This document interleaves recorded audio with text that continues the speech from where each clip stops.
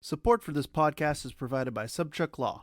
Revolution Recap thanks Sobczak.Law for their support of our show, local independent media, and their mission of bringing unbiased truth.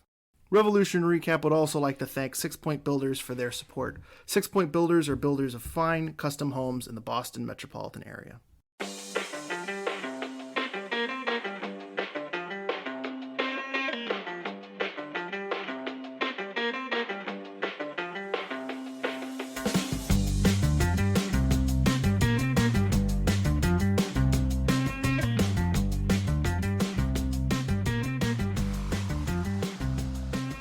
Welcome to another episode of Revolution Recap, coming to you after the New England Revolution blew a 70th minute lead through Carles Heel, conceding an 80th minute equalizer off a corner kick that forced them to settle for a 1-1 home draw with New York City FC. I'm Sean Donahue, joined today by Tanner Rebelo. Tanner, how's it going? I'm doing great, Sean. It's a sunny Sunday here in New England. How are you? I'm good. We got some good weather after a rainy day for the Revs game last night, and a good crowd of 18,000 plus announced. So that was good to see. The Revs performance maybe not quite as good as you would have liked to have watched. And before we get into our takeaways, I did want to quickly talk about the goal that wasn't. There was that Barrero shot or cross, whatever you want to call it, that was deflected by a New York City FC defender in the 61st minute. It looked like it was going to be an own goal, I think, but it was ruled out by VAR because Bo was in an offside position and ruled to be in the goalkeeper's line of sight and interfering. A couple questions about that. Ava J wanted to know if it was counted. Was it actually going to be an own goal, and what the heck happened with it?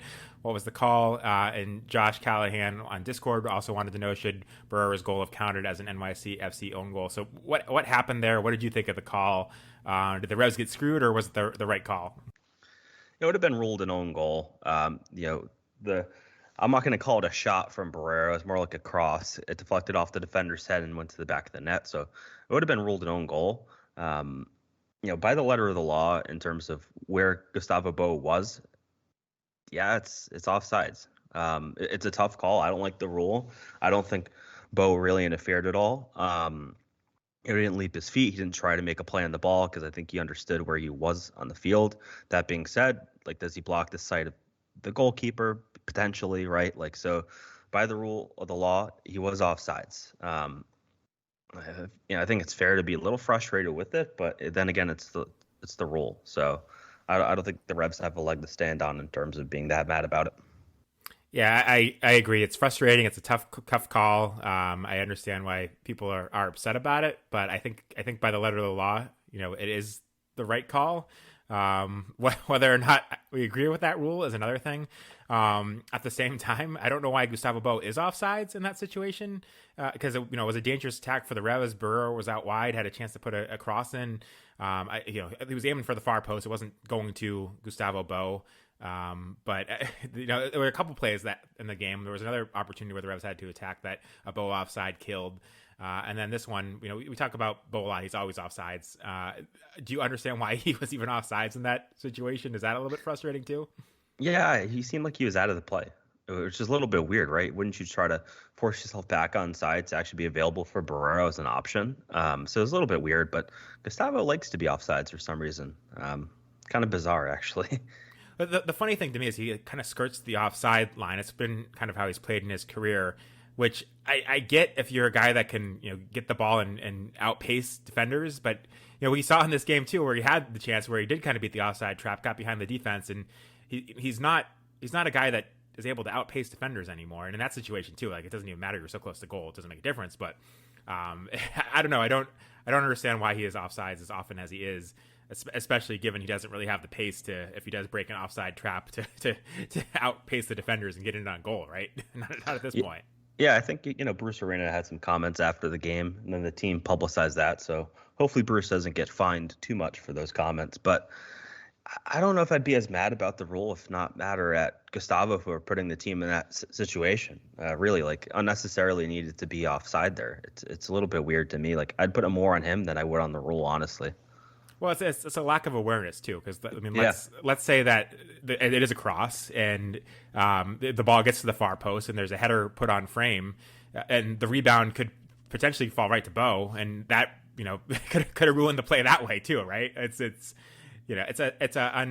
don't know. It's especially at this point in his career and given his kind of lack of pace, it's weird to me that he's offside as much as he is, but.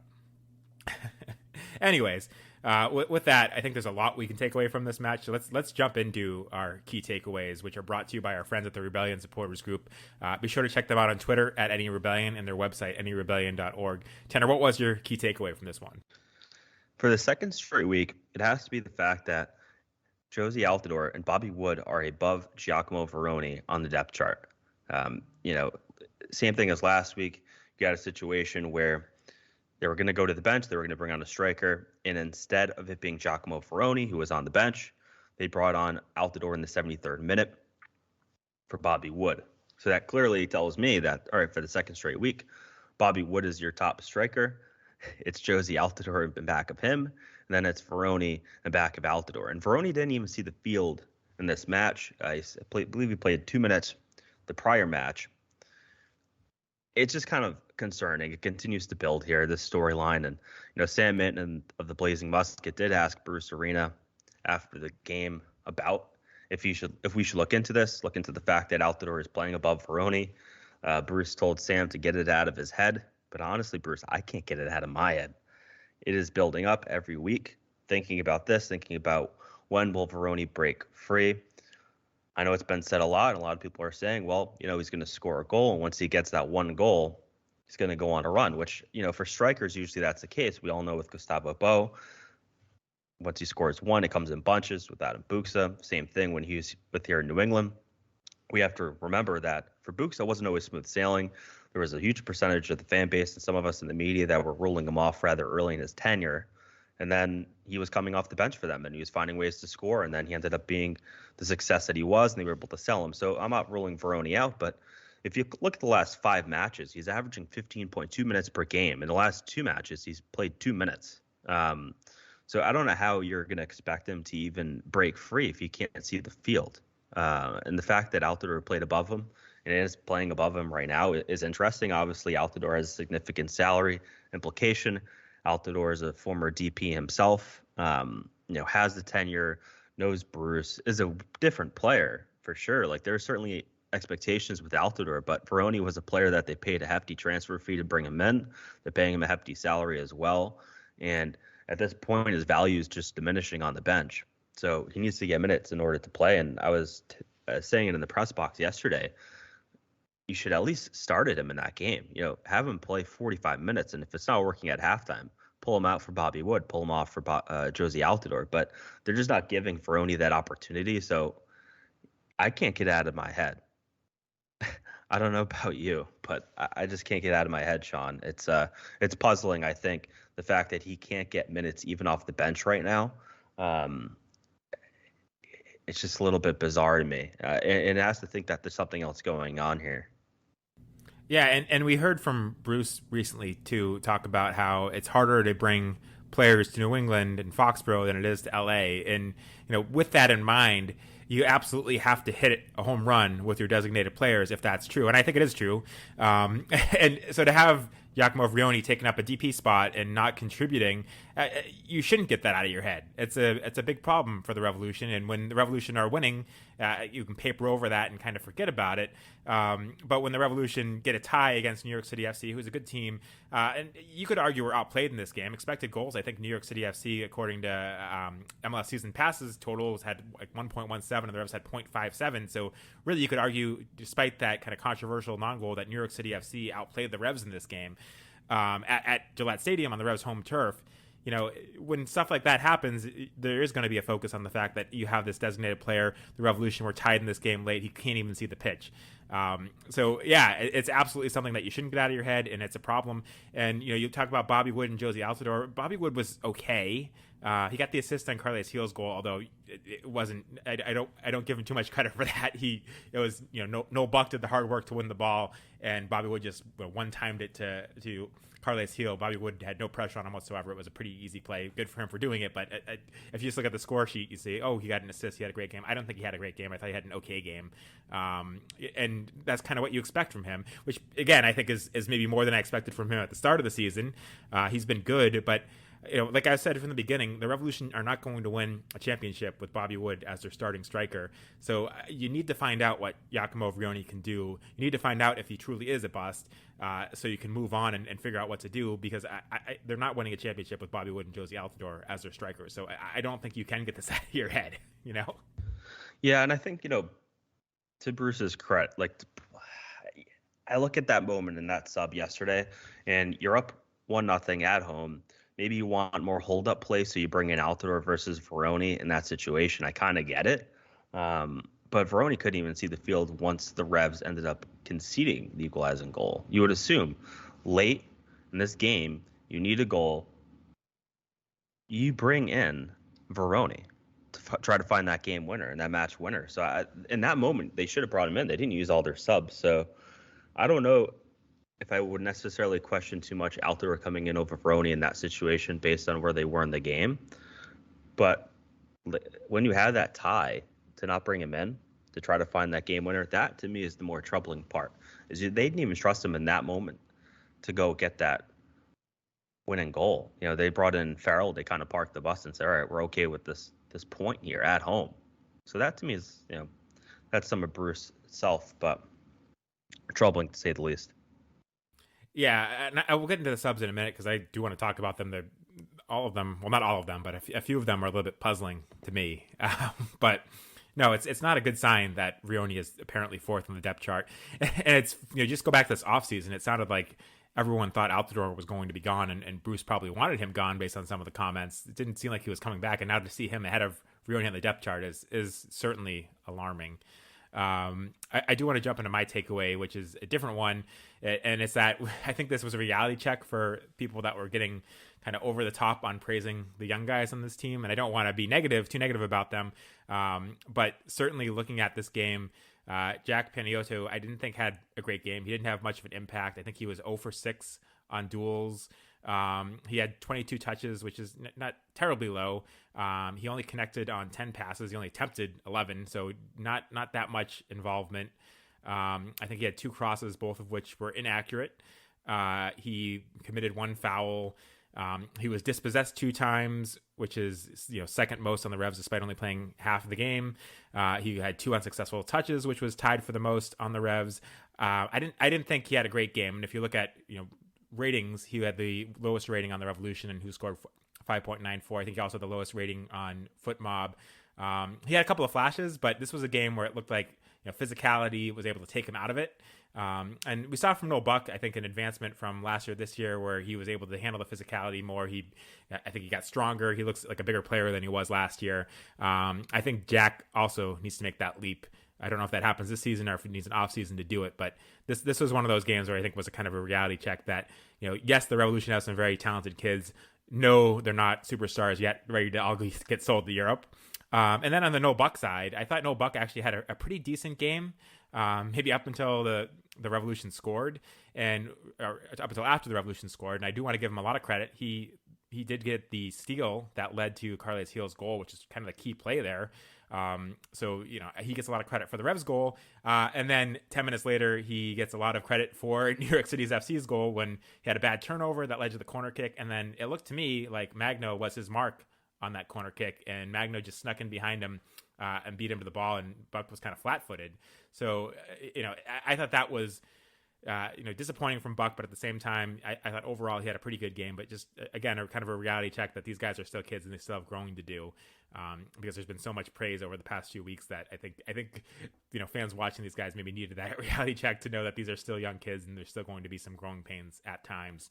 And I think if, Dylan Barrero wasn't away for international duty, or Latif Blessing wasn't, that Revs maybe start one of them over Paniotto, and that this game maybe goes a bit better for them for the first 45 minutes, or it goes a little bit different, having them out there with their abilities over some of the young guys. So I don't know. I don't want to be too negative. There was flashes from Paniotto. Buck, I thought, had a good game until late.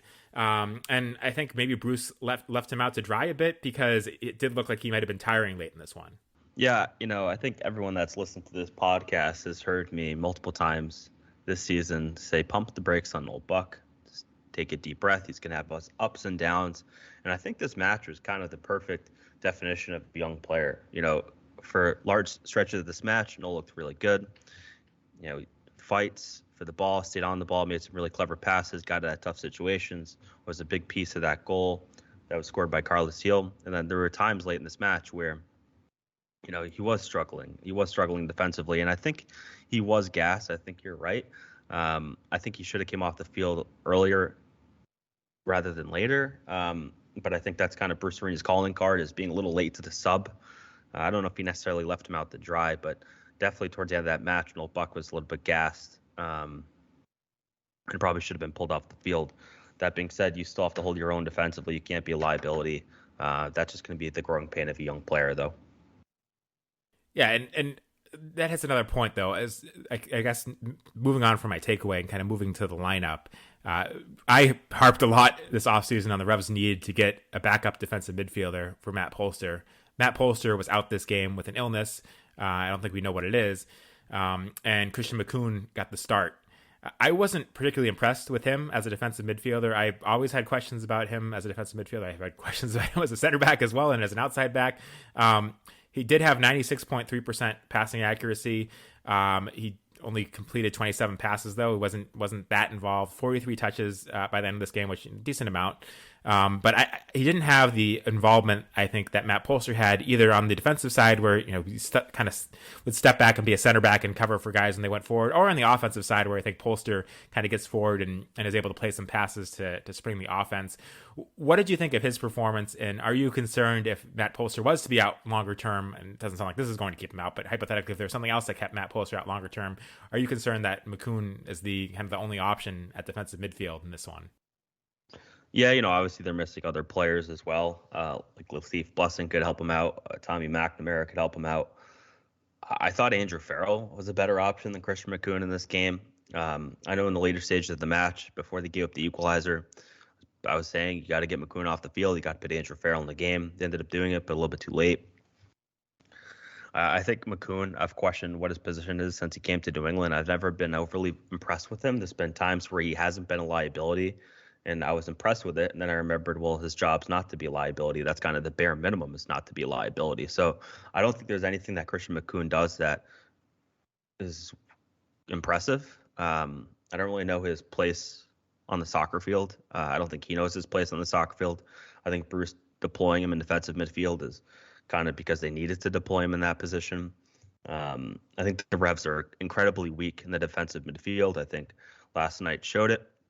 Just like they're weak at outside back if DeJuan Jones or Brandon Bai were to go down. These are two positions that we've known coming into the season that were going to be an issue for the Revolution, and it's already kind of playing out here in the defensive midfield, unfortunately.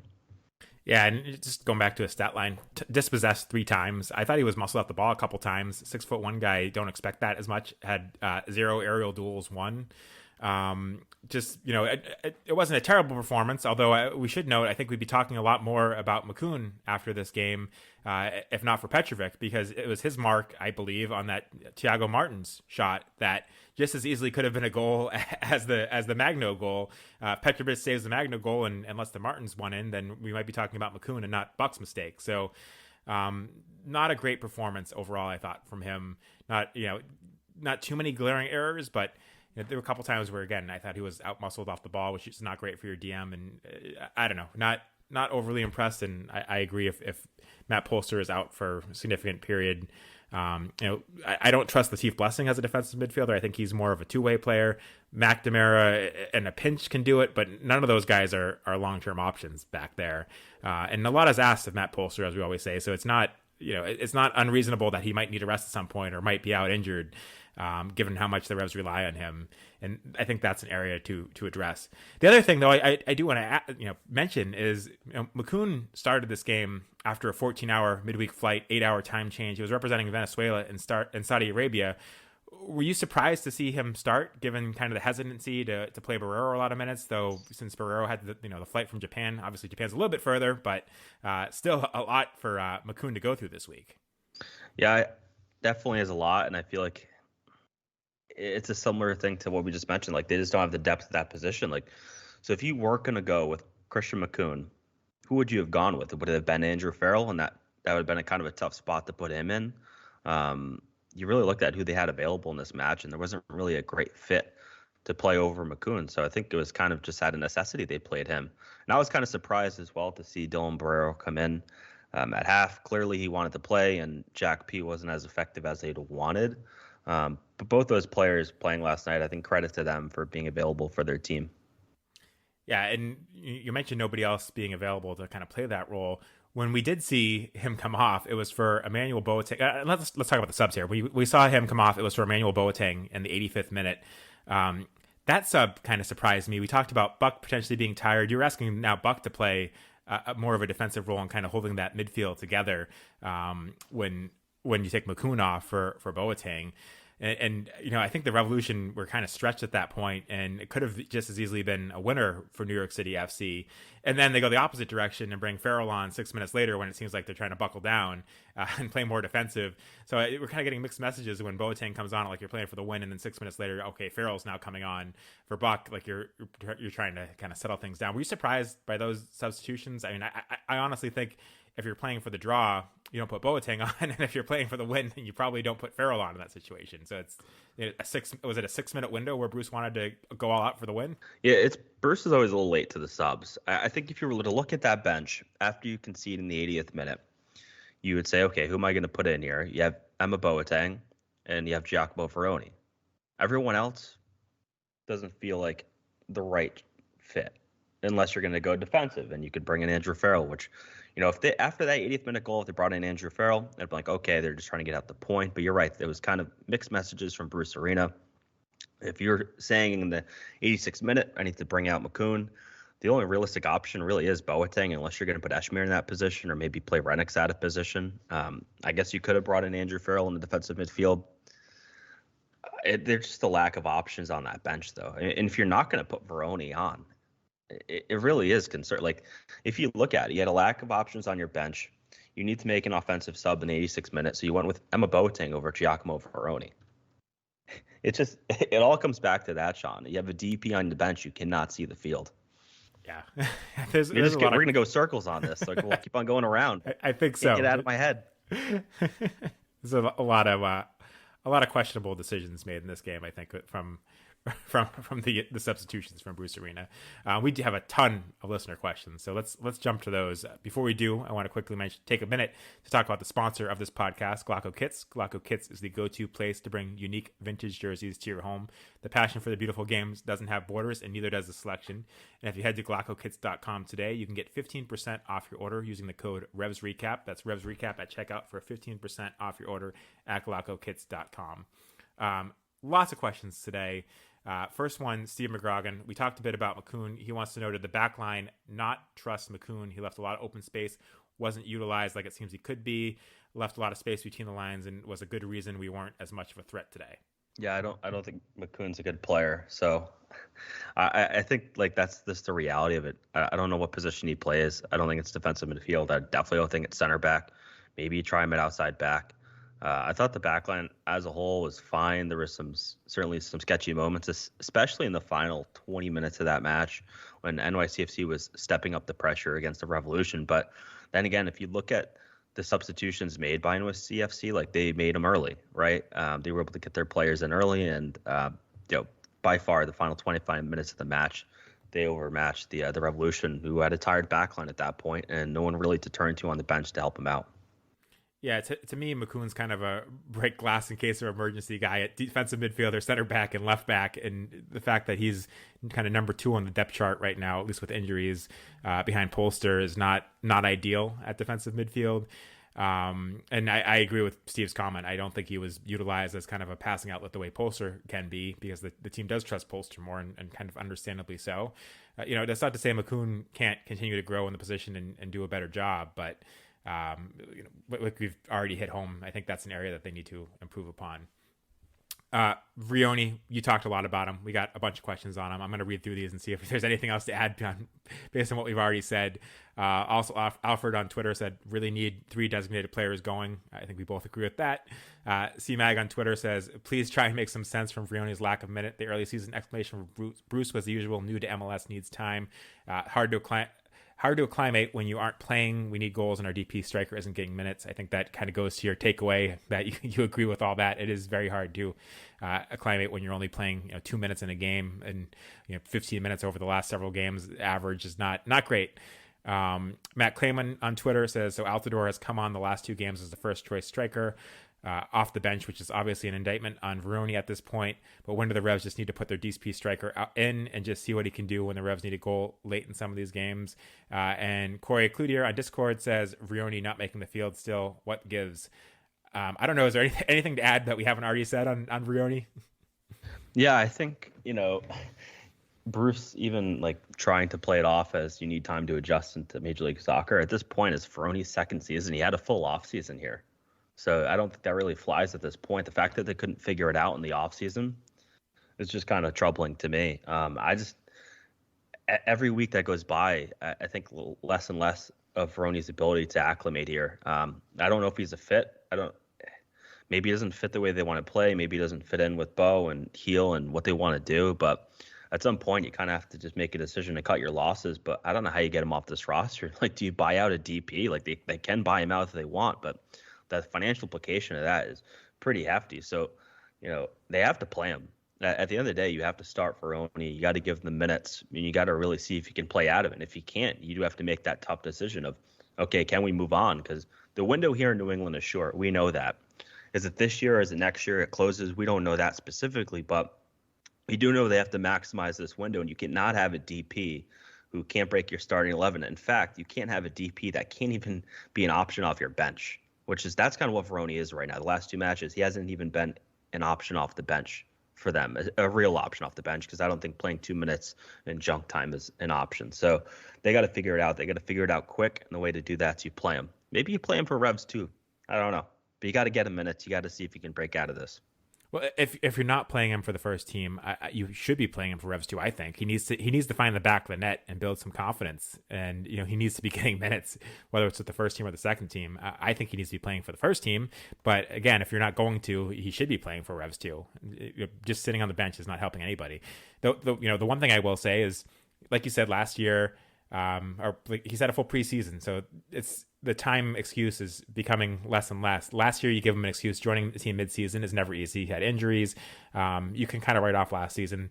This season, to see him drop further down the depth chart, that's really concerning. And like I said earlier, if Bobby Wood is your starting striker, Josie Altidore is your starting striker at this point in their careers, the Revs are going to be in for going to have a hard time making any sort of run into the playoffs. So they need to see what Vrioni can do. And the only excuse I'll give Vrioni is Gustavo Bo missed all of preseason. I think if Vrioni played up top with Gustavo Bo, maybe that could work. That there hasn't necessarily been enough time to build, because even last season we saw Bo kind of playing off on the wing late in the year, and I don't know that the two of them have had a great chance to build chemistry yet. And I think when we have seen Vrioni out there with Bo, they don't seem to be on the same page. So I would like to see them get a run out, and I think we need to see it to see if that can work. And that brings me to Derek Terrell's question, which is, what did you think of Bo's performance in this game, and should he be starting up top with Vrioni? I think Bo has done fine this season. I think he's played well. I thought in that game specifically, he maybe hurt them at times more than he should have. But, he looked good. I think him and Carlos looked really good, especially early in that match. You could tell they were both kind of feeling it, specifically Bo. Definitely had that confidence. His touch has been very good for the most part this season. Him and Vrioni would be interesting. The time we have seen them together, it doesn't look like it work. Maybe Bruce has made a decision and said it doesn't work. Maybe he's already kind of made that calculation. It's not going to give it another run out. But the time we have seen them play together, it just hasn't feel like a fit. I know we've talked about on this podcast, where is Bo's fit on this team? What position is his best? What are the Revolution at their best, and where does Bo play in that? And I still don't know if we know the answer to that, but I think the fact that Bo can score consistently out of multiple positions, he can be a playmaker on the ball. He's very lethal in the box. He's just too valuable of a player at this point to even maybe introduce Vrioni into the mix. Like, that's another thing you have to think about. If they don't work well together, and Bobby Wood really is that other option, and it gets the best out of Bo, maybe gets the best out of Heel, and maybe that's as simple as why we're seeing what we're seeing. But I thought Bo was fine in this match. I thought he's had a great season so far, and I've kind of been impressed given he didn't really have a preseason. I thought there was going to be a little bit more of a struggle to get him into it, and I've kind of been impressed with him overall. Yeah, I agree. I think there was that one chance where he got behind the defense and they caught up to him, and he still did a good job of kind of creating a chance and getting a shot out. Maybe he should have done a little bit better there. But no, overall, I thought he was pretty good in this game. Again, minus my complaints about him being offside. But I do think that Vrioni and Bo need to play up top together and see if they can build. I don't think there's been enough time to prove that they can't work together. And that's one area where I'm willing to give Vrioni a temporary pass and see what the two of them can do up top. And the Revs offense right now is so reliant on Carles Gil and Gustavo Bo being healthy to I think be successful, that if the two of them, or if either of them gets hurt, they're in a lot of trouble. And that's yet another reason why they need Vrioni to get minutes and come good, so they have somebody else that can put the ball in the back of the net at a high rate, should one of them get hurt. Because if you end up with Bobby Wood and Josie Altidore as your starting strikers because Gustavo Bo gets hurt, I don't think that the Revs are going to have a good time. No, I think Bruce might retire mid-season if that happens. Paulo S says New York City deserved the point, but at the moment for me, there was the missed chance on the Bo breakaway. We go 2 up there and it's over. I agree. If the Revs had gone a 2 up there, it was over. At the same time, could Bo have done better, or should Bo have done better on that breakaway? What do you think? Yeah, I think if he kept on running, maybe he would have done a little bit better instead of cutting back the way he did. But, things like that happen, right? Like, you're not going to get it right all the time. I'm not convinced he scores either way there. Yeah, he's not the fastest player on the planet. Exactly. Especially at this point in his career. So, you live with that. Him getting behind the defense and getting on a breakaway has never, at least in the past couple of seasons, it's never been a guaranteed goal because defenders are able to catch up to him, and that's just the reality, unfortunately. That's not his strong suit, right? Like, no, it's not. It's not, which is again why I don't understand why he kind of skirts the outside line so much, because it does. I mean, there are occasions where it works and he manages to get in behind, but more often than not, defenders are able to catch up to him. It feels like if Vrioni plays alongside him, that's his role, though, is to get behind, and that could be how they kind of counteract each other and play off each other, but we just haven't seen that yet. Yeah. Titletown Trent Discord wants to know, is this the same ref we had for either of the New York City FC games last year? How do we keep getting hosed with bad calls against this team in particular? And I checked it. It's not the same ref as either the New York City FC games last year, but is there anything to the Revs getting some difficult calls against New York City FC? It was the right call. Like, I mean, obviously you want it to go your way as a fan, if you're a fan of the team. But at the end of the day, you have to look at it kind of objectively. If this was the opposite way, you'd be excited, right? Like, it's just the way it is in sports. I mean, I don't like the rule personally, but it was the right call. Randy LH on Twitter says, a win that we turned into a draw, that feels like a loss. Is there anything positive at all to take from this match other than that the Revs did not completely collapse? Yeah, they got a point. This could have easily turned out to be the RSL game last year at home where you had the lead and you ended up losing the game. So at least you came away with the point. That's a positive sign. There's some resiliency in that. You can take solace in the fact that you were able to come away with that point. And New York City FC, I thought, really stepped up the pressure. They could have easily probably found the game-winning goal. So you got a point. Yeah, I think that's a positive. I think seeing Ander Farrell get some minutes and look pretty good off the bench, make some good interceptions was a positive. It's something to grow from. I think it was a reality check for the Revs in some ways. Again, they finally got. I think their set piece defending hasn't been good this year and has been a liability. And maybe giving up a goal is going to be a reality check. And Petrovic added some highlights to his reel that will help him at the end of the year when it's time for goalkeeper of the year voting. So I guess that's a positive. But again, they getting a tie in a game where they could have lost is, I guess, in some ways you can look at that as a positive. I should have included this with our earlier commentary on the on the Barrero goal. Walk on Twitter said the VAR angle for the Barrero goal is more like a let's find an angle to make Bo look like he was blocking the keeper angle from the live stream. It was no blocking at all. I think that from what I saw, I thought it looked like there was, you could make the case that Bo was blocking the line of sight, right? Yeah, where Barrero was, where the ball was coming from, where the goalkeeper was, and where Bo was, you could easily make the case it's blocking, and it was blocking in my opinion. And I think from the ref's perspective, it's not is he blocking, it's is he might be blocking, right? Like if there's even a perception of him blocking, it's the right call, you know. So it was the right call. Bo was in a bad situation. He put the team in that situation. If you want to blame anyone, blame Gustavo Bo for being offsides for no reason.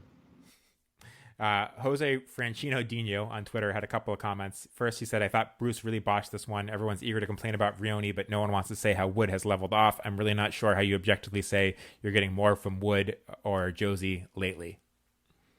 Yeah, they've both been fine, I think. I think Altidore and Wood haven't necessarily contributed to the level of a starting striker.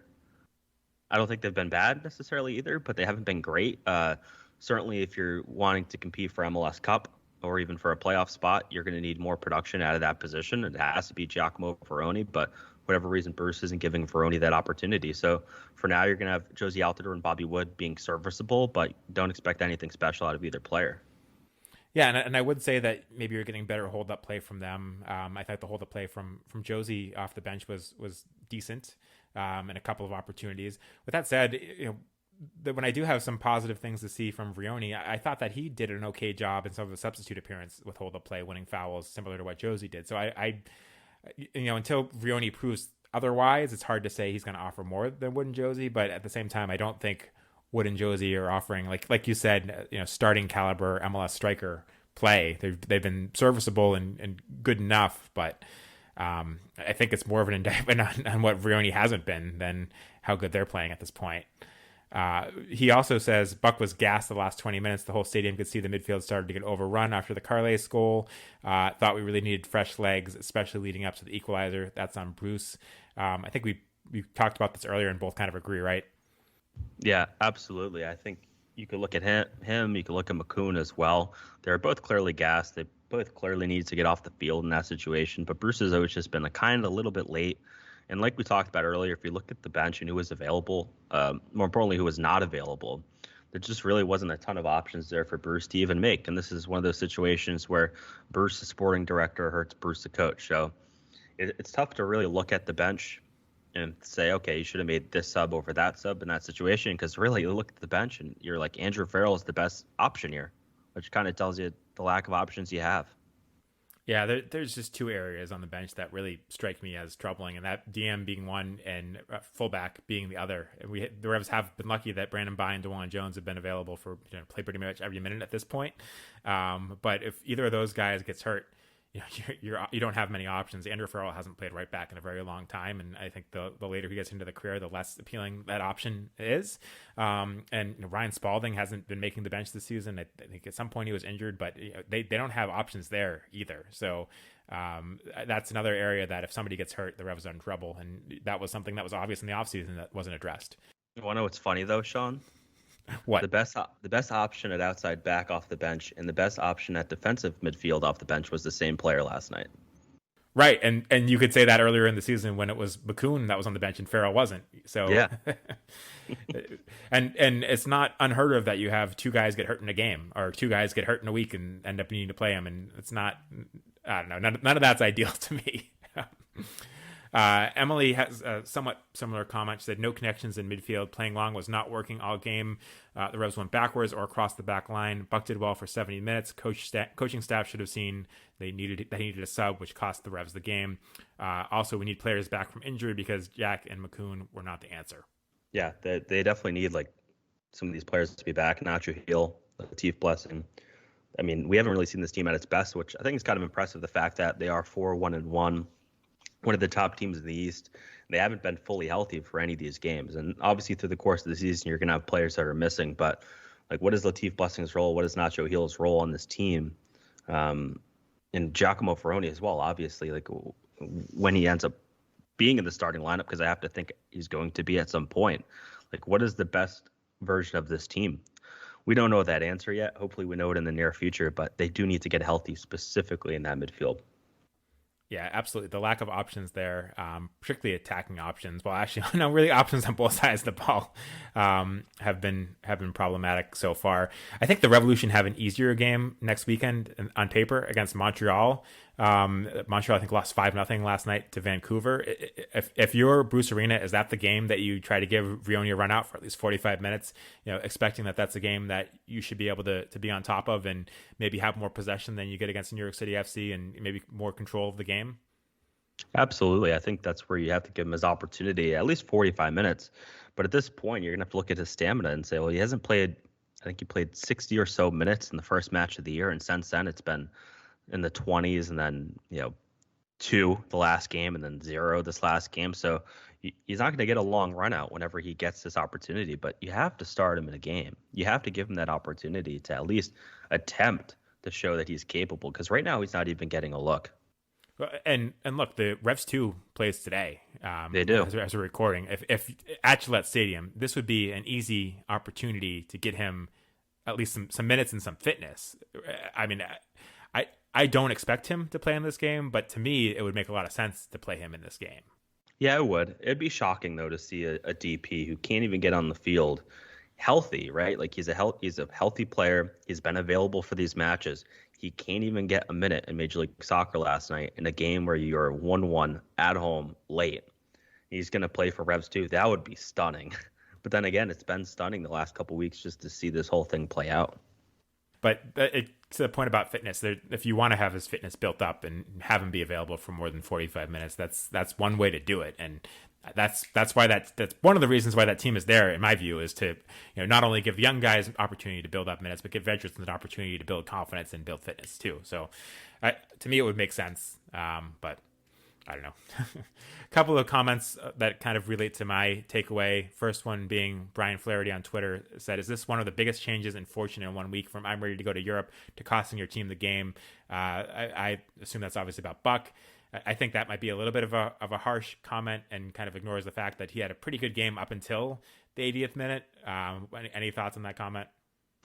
Yeah, I think it's a little bit harsh for Noel Buck. I think if you looked at him and graded him out for the entire game, you probably would have given him a passing grade. Obviously, you're going to sort of circle those moments late in the game where you did concede the goal for your team. But I'd put that more on Bruce Arena, as well as the players around Buck, too. The fact that he was put in that situation, maybe Matt Polster would have covered for that or something like that. So I don't think necessarily the defensive side of the game was great yesterday. But I don't know how much I'll put on Noel Buck, and I think I'll just kind of say what I have said this entire season on Noel Buck. Pump the brakes. He's going to have a bad game. He had a bad moment. Guess what? He's going to have good moments and bad moments going forward. He's a very young player. He can only learn from this. Yeah, agreed. And if you take away his contributions in this game, it's, in a vacuum and ignore what whoever would play over him would have done. It's 0-0 instead of 1-1. So I'm not sure that, I think this is too harsh of a comment. But at the same time, like I said, pump the brakes. These guys are young and Buck is looking really good, but still has growing to do. Tim on Twitter says, "I like Jack P. He looked like a freshman playing his first game with varsity. Skill is there, but he is physically overmatched. I hope he gets extended minutes this season to work on his defense and physicality because he could develop into a valuable MLS player." I think I mostly agree with that comment. The skill is there, but he did look physically overmatched in this game. Kind of going back to my earlier takeaway. I think the Revs at this point, when everyone's healthy, I don't think Jack P is a starter, but I do hope that he finds ways to get minutes off the bench in Open Cup, filling in rotationally, but I don't think he's quite there yet to be an everyday starter. Anything to add there, Tanner? Yeah, watching Revs 2 last season, Jack P to me was the most talented player to come out of the academy, more so than Noel Buck, more so than Eshmir. To me, Jack P has the highest upside. But I think there's a difference between Revs 2, academy play, even, Big East soccer with Georgetown than Major League Soccer. I think there's just an up in physicality. So there's going to be an adjustment period for Jack P. I think with Noel Buck, we kind of saw that too. Last year, he kind of struggled a little bit, both the first team and the second team. In this offseason, you could really see that Noel kind of elevated his game, elevated, the physicality, and is not easily pushed off the ball. So I would expect Jack P to need that kind of adjustment period as well. But I do think long-term Jack P is, a really talented, great young player. You can kind of see the team really went after him to get him back out of Georgetown to come back and, sign a contract with the first team. So I think it's going to take time for a player like him to develop. But I think the sky's the limit, honestly. Like I said, I think he's the most talented player I've seen come out of the academy, especially offensively. Um, you just have to adjust to Major League Soccer, and it's not easy for a young player to do so. So I expect it to take some time for him. Yeah, and these are, the injuries are unfortunate for the Revolution, but because of them, these young guys are getting valuable minutes early on in the season. They're getting a chance to experience what first team play is like. I think all of that is good for them. It's an opportunity for them to learn where they need to grow. And I do think he's going to be a very good player for the Revolution eventually. And I think he's got a lot to offer now. And again, maybe in a different game when the Revolution are more in control, less physicality. His attacking prowess shines more, and there's less focus on maybe the lack of him being physically overmatched on the defensive side. Dave Cavallero on Twitter wants to know, do you think the consistent inclusion of Barrero, Heel, and Gustavo Bo in the lineup is enough to guarantee the Revs a top 7 finish? Yes. Yeah, I think this team with that would definitely be top 7 finish. I think the fact that they are where they are now is kind of a testament to how good they potentially could be fully healthy. Yeah, I agree. And I think if those 3 guys stay healthy, the Revolution should certainly finish in the top 7. That's a big if, though, right? I mean, yeah. Gustavo Bo, 33, Carles Heel. He's been relatively healthy recently, but has had injury histories in the past. Barrero's also, at his young age, had injury issues. So, are you telling me those guys are available for 90% of the games this year for the Revolution? I would guarantee the Revolution a top 7 finish, but I would not guarantee they're available for 90% of the games this season. So, and again, that's where I get to the point of, if one of those guys is out, if 2 of those guys are out, you can't have your third designated player be rotting away on the bench. He needs to be contributing, especially if the margin for error, if any of those guys are out, is so slim that to have a DP spot kind of at the moment being wasted is a huge problem.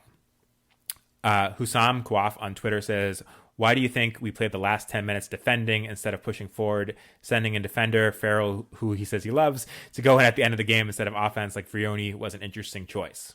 Yeah, I don't blame Bruce for going after a point. I know you're at home. You had some good stretches of the match, but I don't think Vrioni's a sure bet at this point. Obviously, I would have liked to see him go out there and try to get that goal, give him the opportunity. But the fact is, it's a long season. You're going to drop points at home. You're going to have draws at home. The one thing you don't want to have is losses at home. So I don't blame Bruce for just kind of seeing out that result, getting that guaranteed point and walking away. Because if you had dropped that match and dropped all 3 points, it would have been devastating. So over the course of the season, you're going to have these kind of matches. It's just part of the whole thing of Major League Soccer. It's a long season. Yeah, to me, I think the Farrell move was a reaction to what should have been obvious with the Boateng move, that when you're putting Boateng on from Akun and you don't really have much of a defensive midfield presence, you're going to struggle defensively. And I think Bruce saw that pretty quickly, and that's why Farrell came on to try to shore up the defense. I like seeing Boateng going into games like this where the Revolution are tied. I think he's a great option. I've always said that I think he's a great option when the Revs need a goal to try to spark something. But it was a weird move to bring him on from Akun. And, if you do think Buck was gassed, you're now asking Buck to do so much more defensively when Akun is off, that it makes the situation even more difficult for him.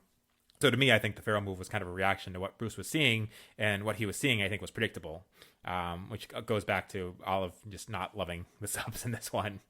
Lexi also on Twitter commented on Farrell. She said, finally got to see Farrell back on the pitch, and he made some great saves tonight and more of a rotating defensive midfielder center back position with Kessler, in her opinion. Do you think we'll be seeing more of this as the season goes on? I think it's interesting. I think we talked about this on our prediction episode was, where is Farrell's position? Is it Romney? Is it Kessler? Is it Farrell? Do they go 3 at the back? There's just that question now is kind of important because Farrell's actually available for these matches.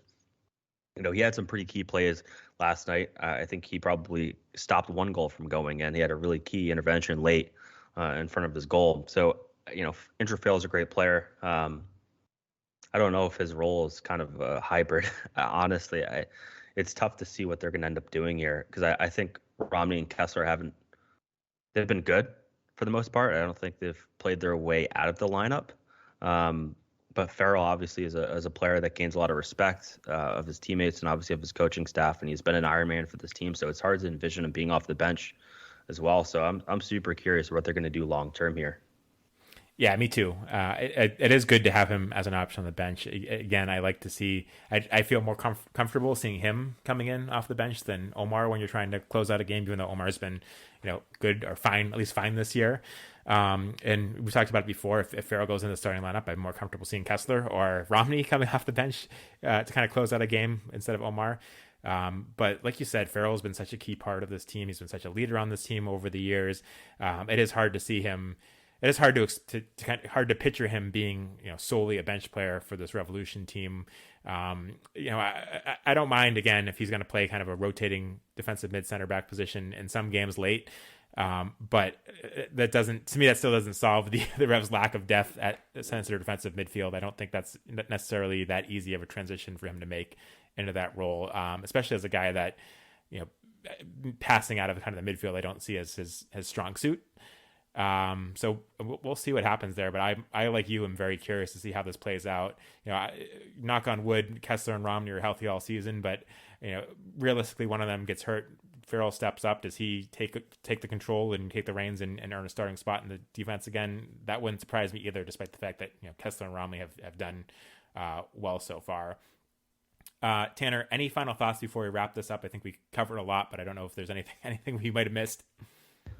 Yeah, I think overall, it's just a testament of how long this season is in Major League Soccer. We're sitting here on April 2nd, and we're talking about Vrioni can't even get in the lineup, and I would not be shocked in 4 months' time. We're talking about how Giacomo Vrioni is the best forward in team history, right? Like, the ups and downs of the season are going to be legitimate.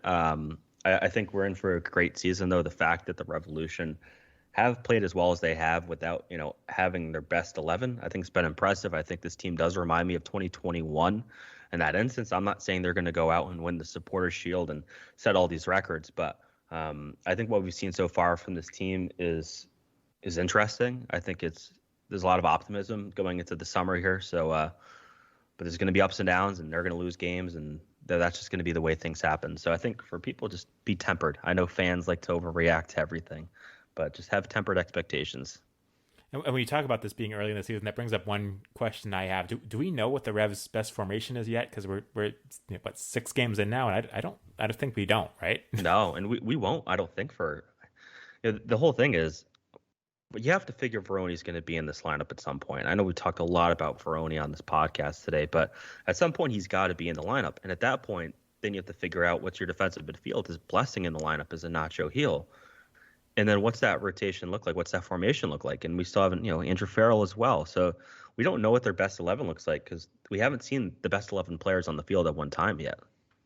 Yeah, and it's funny to me because in the offseason we talked about formations, and I kind of thought the Revs would try to do a 4-5-1, but might do kind of the formation they're doing, a 4-4-2. Sometimes looks like a diamond, sometimes doesn't, in order to play Gustavo Bo and Giacomo Vrioni up top. But now they're doing it in order to play Bobby Wood and Gustavo Bo up top, which is never something I predicted. So there's a lot of some surprises so far this season, and I think it's still a lot of unknowns.